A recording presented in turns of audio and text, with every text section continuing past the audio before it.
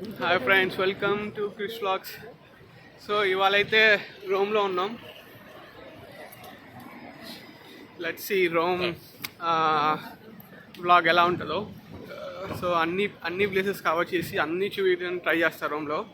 కొలాజియం, Vatican city, so ఇంకా other historical places ఉన్నాయి చాలా. సో వాటన్నిటిని కవర్ చేద్దాం ఈ వీడియోలో. Let's go. సో నేను ఇటలీ ట్రిప్ వెళ్తున్నాను అన్నప్పుడు ఇక్కడ నాకున్న ఫ్రెండ్స్ కానీ నా సర్కిల్లో కానీ చాలామంది ఎవ్వరు రోమ్ సజెస్ట్ చేయలేదు. సో వాళ్ళందరూ రోమ్ లైక్ తీసుకో, వేరే ప్లేసెస్ ఉన్నాయి, ఫ్లోరా, విన్నీస్ కానీ రిమైనింగ్ ప్లేసెస్ చాలా చెప్పారు.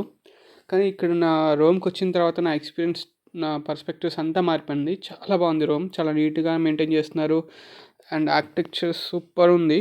అన్నిటికంటే ఇక్కడ మీకు క్లియర్గా తెలిసింది అనమాట ఇటాలియన్ స్టైల్ ఆఫ్ ఆర్కిటెక్చర్ అలా ఉంటుంది హౌ అనేది. మీకు రోమ్లో చాలా క్లియర్గా ఎవ్రీ సర్కిల్ దగ్గర, ఎవ్రీ బిల్డింగ్లో మీకు అది ఐడియా ఉంటుంది అనమాట. చూస్తున్నారు కదా. అండ్ డెన్స్గా ఉంది రోమ్, చాలా క్రౌడెడ్గా ఉంది. మేబీ మేము వెళ్ళింది వీకెండ్ కాబట్టి అలా కూడా అవ్వచ్చు. సో చూస్తున్నారు కదా, చాలా బ్యూటిఫుల్, చాలా హిస్టరీ ఉంది. ఇంత హిస్టరీ ఉంటుందని రోమ్ నాకు తెలీదు. సో దానిలోకి అయితే వెళ్ళిపోదాం. టోటల్గా ఇక్కడ 3 ఉంటాయి. ఒకటి కొలాజియం, అదొక స్టేడియం లాంటిది. సో ఇప్పుడు మీరు చూస్తున్నారు కదా, అలానే ఉంటుంది ఒక స్టేడియం. ఆ రోజుల్లో Roman empire 2000 years back, okay 2000 years back జరిగిన స్టోరీ అనమాట ఇది. అయితే మేము ఆ కొలాజియం చూడడానికి one of the world wonder అని చెప్పొచ్చు ఇది కూడా. సో ఫస్ట్ మాకైతే అప్పటికప్పుడు అనుకున్నాం కాబట్టి టికెట్స్ లేవు. సో ఇదిగో ఏముంది కదా, ఏం దగ్గరికి వెళ్ళాం, వాళ్ళు బయట ఇలా అమ్ముతున్నారు. ఇప్పుడు మీరు అప్పటికప్పుడు వచ్చేసి ఇవన్నీ చూడాలనుకుంటే పక్కా టికెట్ తీసుకోవాలి. టికెట్ అరౌండ్ 30 crowns ఉంది, 30 euros ఉంది. సో వాళ్ళని అడిగితే వాళ్ళు బయట అమ్ముతున్నారు అనమాట. అవే చీప్గా ఉన్నాయి. యాక్చువల్గా ఆన్లైన్లో అఫీషియల్గా బుక్ చేస్తే 50 euros చూపించింది. ఇది మాత్రం మాకు 30కి వచ్చింది వితౌట్ గైడ్. అది విత్ గైడ్, ఇది వితౌట్ గైడ్. సో గైడ్తో వెళ్ళొచ్చు, గైడ్ లేకుండా వెళ్ళొచ్చు. సో మాకైతే టికెట్స్ వితిన్ 15 minutesలో వచ్చేసినాయి అనమాట. దానికి కూడా టైం షెడ్యూల్ ఇస్తారు. సో ఆ టైం షెడ్యూల్లోనే వెళ్ళాలి. సో అడిగేసేసి ఆ టైం షెడ్యూల్ మాకేమో మధ్యాహ్నం 12:45కి టైం ఇచ్చారు. సో ఎంటర్ అయిపోతున్నాం కొలాజియంకి. చూడండి, సో ఇవన్నీ కూడా బండరాళ్ళతో కట్టినవి అనమాట ఇవంతా. So 2000 years back. ఇదేంటంటే కొలాజియం అనేది ఒక స్టేడియం, ఓపెన్ ఆడిటోరియం అని చెప్పొచ్చు, లేదా యాంపీ థియేటర్ అంటాం కదా, ఓపెన్ యాంపీ థియేటర్. సో అప్పట్లో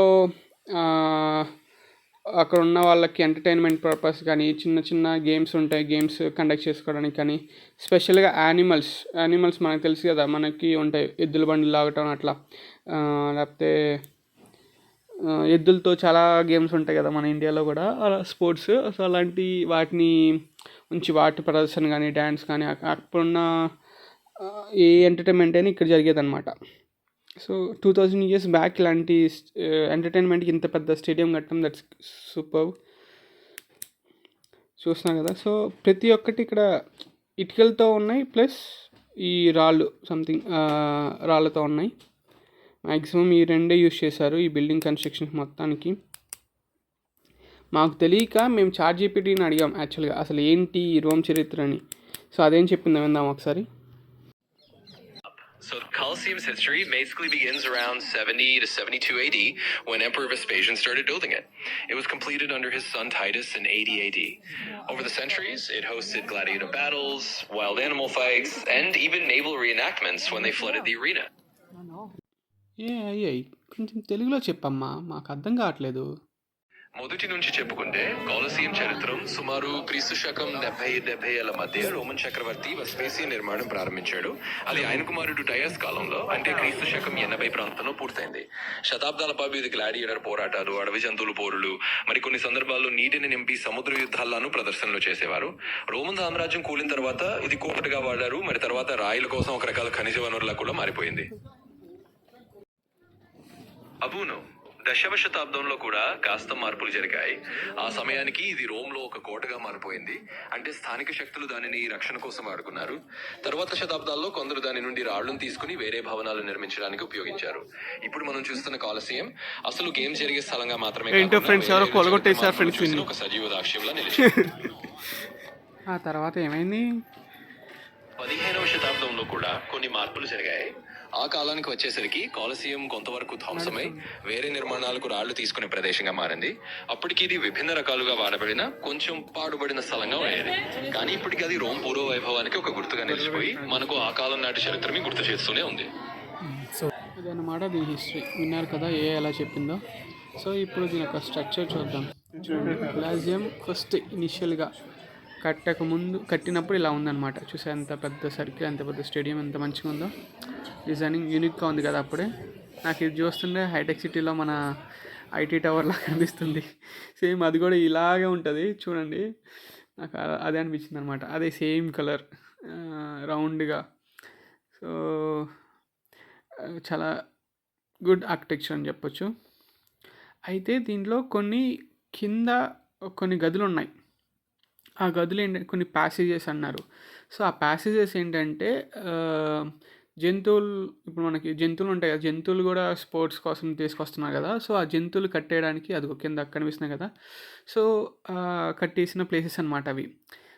వాటిని ఉండడానికి మేము ఫస్ట్ బేసిక్గా ఏమనుకున్నాం అంటే జనాలకి ఇల్లులేమో అనుకున్నాం. కానీ మనం బరులు అంటాం తెలుగులో.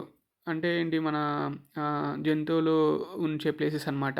సో ఆ బరుల్లో నుంచి వదిలితే పైకి వచ్చి అవి కుస్తీలు పడతాయో ఏమవుతాయో తెలీదు. సో అలాంటి యాక్టివిటీస్ జరిగాయి అన్నమాట ఇక్కడ.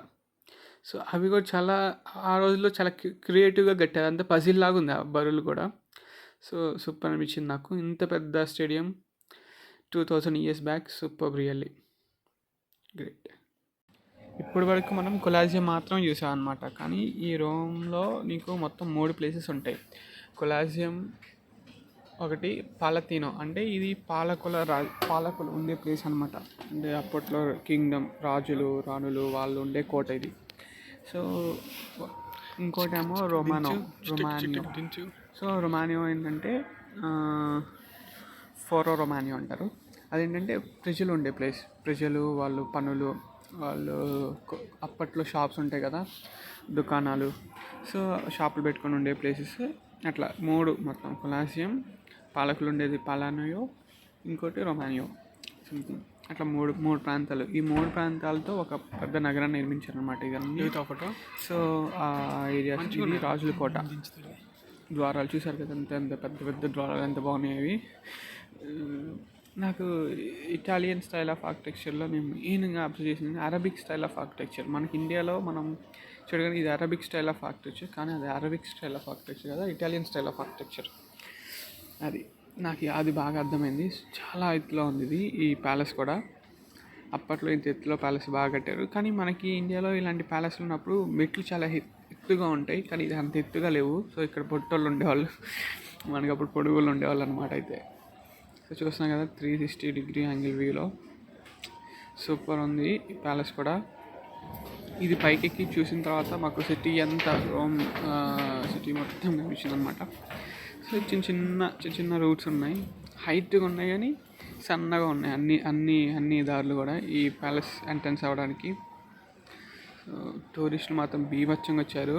ఇది వీకెండ్ కాబట్టి ఇవి చాలామంది వచ్చారు అసలు. అప్పట్లో వీళ్ళు వాడిన సామాన్లు అన్నీ ఇక్కడ డిస్ప్లే చేశారనమాట. కొండలు అన్నీ. దీని యొక్క హిస్టరీ గురించి కూడా చెప్తారు ఇది. తర్వాత ఏం జరుగుతుంది నెక్స్ట్ జనరేషన్, చాట్‌జీపీటీలో విన్నాం కదా అది ఏం చెప్తుందో. సో అవన్నీ ఇక్కడ డిస్ప్లే చేస్తూ ఉన్నారు. బ్యాక్ ఒక రోమ్ హిస్టరీని తెలుసుకోవాలనుకుంటే ఇక్కడ మంచిగా రండి. చూసారు, ఇది మన కాకతీయుల తోరణంలాగా అనిపిస్తుంది చూడగానే. అది కూడా కాకతీయుల సామ్రాజ్యం లాగా ఎత్తుగా సన్నగా అలానే అనిపించింది ఇది. ఈ ఆర్కిటెక్చర్ చూస్తే నాకు అందుకే తీసాను ఆ వీడియో. సో ఇది రొమానియో. ఈ షాపులు చిన్న షాపులు అనమాట. చూడండి, అప్పట్లో కట్టుకుని చిన్న షాపులు ఇవన్నీ కూలిపోయినాయి పాపం. తవ్వే కొంది వస్తూనే ఉంది. నేను వెళ్తున్న కొంది ఇంకో ప్లేస్కి వెళ్తున్న కొంది కొత్తవి కనిపిస్తూనే ఉన్నాయి. అరే ప్రతి ఒక్కటి ఇట్లానే ఉంది. అంత పాతబడిపోయిన శిథిలాలు అనమాట ఇవి. సో 2000 సంవత్సరాల క్రితం ఇంత పెద్ద నగరం నిర్మించాలంటే చిన్న విషయం కాదు కదా. సో ఇవన్నీ తర్వాత బయటకు వెళ్ళిపోయిన తర్వాత మనకి ఆ ప్లేస్ నుంచి ఇట్లా గ్రీనరీ మంచి పార్క్ ఒకటి పెట్టారు. కూల్గా కాస్త రిలాక్స్ అయ్యాం. అసలు మేము మొత్తం ఈ ప్యాలెస్ చూడడానికి 1 డే పట్టింది. 1 డే రోమ్ అనుకుంటే ఓన్లీ ఈ కొలాజియం ఈ ప్యాలెస్ చూడడానికి 1 డే పట్టింది మాకు, కంప్లీట్ డే. సో ఇంకో రోజు సెకండ్ రోజు వాటికన్ సిటీకి వెళ్తాం. చూడండి వెళ్తున్న కొద్ది ఏదో కొత్తవి కనిపిస్తూనే ఉన్నాయి. నేను బయటకు వచ్చినా కానీ ఏదో ఒకటి ఉంటున్నాయి అన్నమాట. ఇట్లా హిస్టారికల్ ప్లేసెస్ అన్నమాట ఇవన్నీ. ఓకే, సో నెక్స్ట్ వీడియోలో ఇటాలియన్ ఏమంటారు, ఇటాలియన్కి ప్రతిరూపమైన ఇటలీలో ఉన్న ఇంకో దేశాన్ని, రోమ్లో ఉన్న ఇంకో దేశమైన వాటికన్ సిటీ గురించి మాట్లాడుకుందాం. వాటికన్ సిటీలో కలుస్తా. Okay, bye, see you.